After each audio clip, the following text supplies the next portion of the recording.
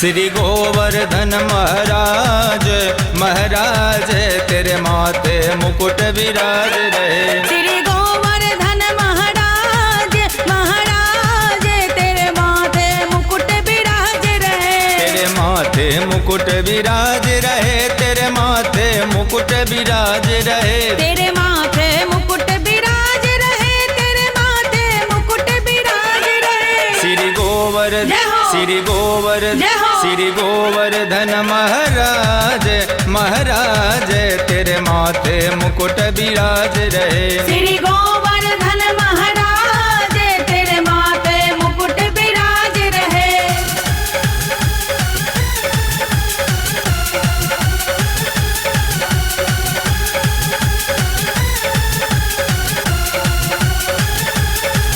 तेरे कानन कुंडल सोह रहे। तेरे कानन कुंडल सोह रहे। तेरे कानन कुंडल सोह रहे। तेरे कानन कुंडल सोह रहे। अरुगल वै जय हो। अरुगल वै जय हो। अरुगल वैजंती माल तेरे माथे मुकुट विराज रहे। अरुगल वैजंती माल तेरे माथे मुकुट विराज रहे। श्री गोवर्धन महाराज तेरे माथे मुकुट विराज रहे। श्री गोवर्धन महाराज तेरे माथे मुकुट विराज रहे।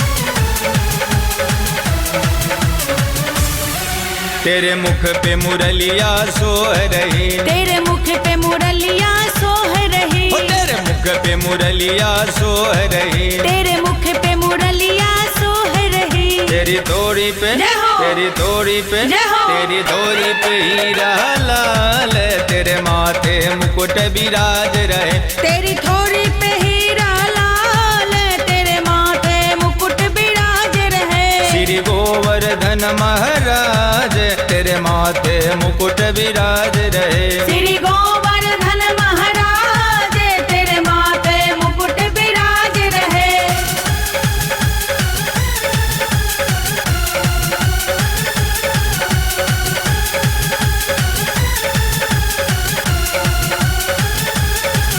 तेरे अंग में जामा केसरिया। तेरे अंग में जामा केसरिया। तेरे अंग में जामा केसरिया। तेरे अंग में जामा केसरिया।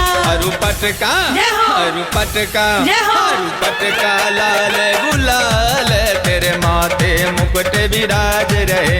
अरु पटका लाल गुलाल तेरे माथे मुकुट विराज रहे। श्री गोवर्धन महाराज तेरे माथे मुकुट विराज रहे। श्री गोवर्धन महाराज तेरे माथे मुकुट विराज रहे।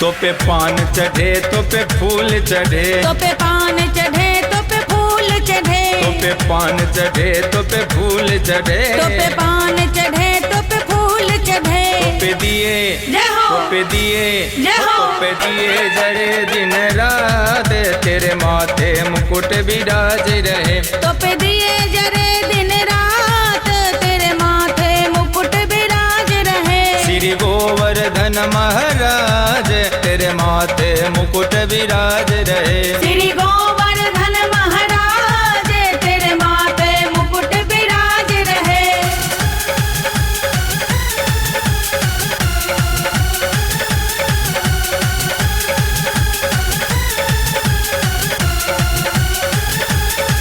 तेरे मानस गंगा निकट बहे। तेरे मानस गंगा निकट बहे। तेरे मानस गंगा निकट बहे। तेरे मानस गंगा निकट मरकट बहे। तो पे चढ़े जय हो। तो पे चढ़े जय हो। तो पे चढ़े दूध की धार, तेरे माथे मुकुट विराज रहे। तो पे चढ़े दूध की धार, तेरे माथे मुकुट विराज रहे। श्री गोवर्धन महाराज, तेरे माथे मुकुट विराज रहे। श्री गोवर्धन महाराज, तेरे माथे मुकुट विराज रहे।